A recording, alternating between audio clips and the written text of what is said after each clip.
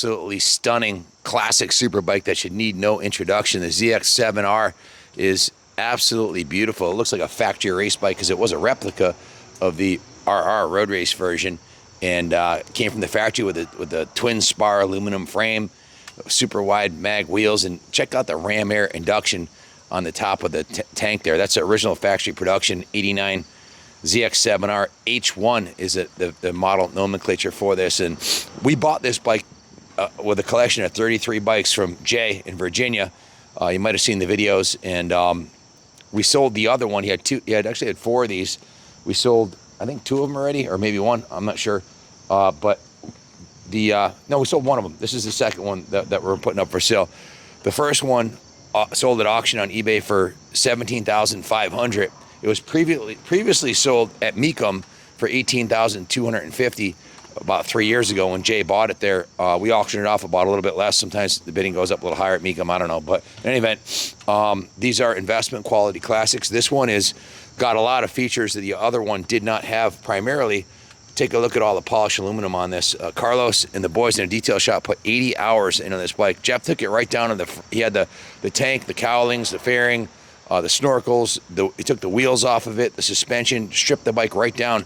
And Carlos and Ronnie went to town on it. And the rims, starting with the rims, completely polished to like chrome the lips of the rims, and then painted the original factory color, the center part. Restored the factory calipers and rotors and repainted them the original gold. Polished the fork lowers. The original factory paint is intact on the front fender, the shrouds. Near as I can tell, it's original factory paint. These are the tin set that we got from Jay with it. The mirrors, the smoked windshield has been replaced. The turn signals are brand new. We just put those on there. You can see the calipers, rotors, everything's nice and fresh on this side. The Manic mechanic went through, completely rebuilt the whole brake system on the bike and restored the front forks, put new fork seals and everything else in there. Went through the engine, put new NGK spark plugs in it, drained, flushed, and inspected the fuel tank. Caswell sealed the fuel tank, put VP94 non-ethanol fuel in it, completely removed the carbs, disassembled, cleaned it, and put a jetting kit in it, dyno jet kit, I believe, to match the Super Trap open end cap exhaust that it has on it. It's a stainless steel Super Trap exhaust. Really nice setup. Adjusted, synchronized the carbs, put fresh 300V Motul synthetic engine oil in it, new oil filter, put a new OEM radiator fan switch on it. Again, the new OEM fork seals and dust boots with fresh Motul 5-weight fork oil. Cleaned and honed the front brake calipers. It has new Russell front brake lines. Braided stainless. If you zoom in on the brake lines, you'll see those are braided stainless brake lines. New front brake rotor bolts, new front brake lever, new clutch lever, new hand grips, new OEM front turn signals and hardware. Brand new 530 gold DID final drive chain. Look at the chain on the thing. It's like a freaking work of art. The sprocket was sanded and painted black.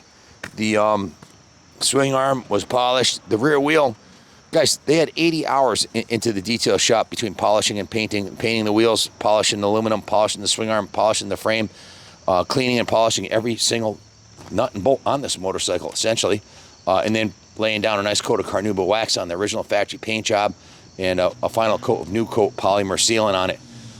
Just a beautiful piece.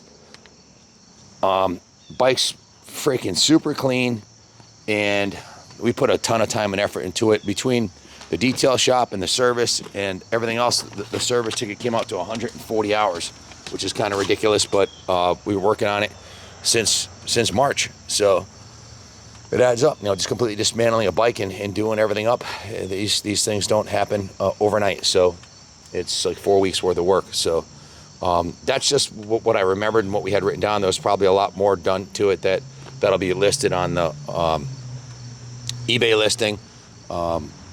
So if you have any questions about it, give us a call, 860-454-7024. The original factory finish isn't perfect. There's a couple of little blemishes. As you can see, there's a little crack right here on the fairing.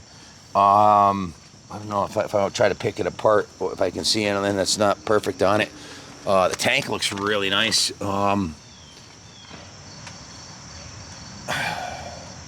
Couple chips right here on the lower edge. Fairing lower looks good. Little mark right here.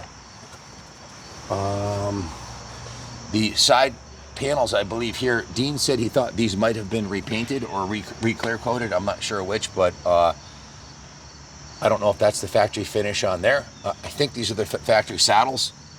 Not positive though. Again, we got the bike from Jay.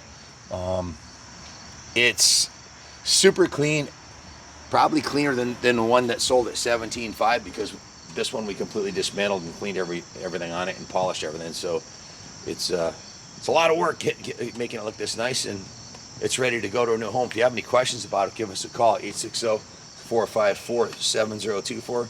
But we can finance it in-house. We can arrange shipping. And if you want to leave it on display in the museum, we'd be honored to keep it here, because it is a museum quality classic. These 80s and 90s super bikes, most of them are ridden into the ground and faded into oblivion during the 90s. And let's face it, that was 30 years ago, right? So 34 years ago. This bike's a 34-year-old super bike. Most of them didn't make it. This one's a survivor. Good luck bidding on it. Call us with any questions, 860-454-7024. Thanks for watching. God bless y'all, and God bless America.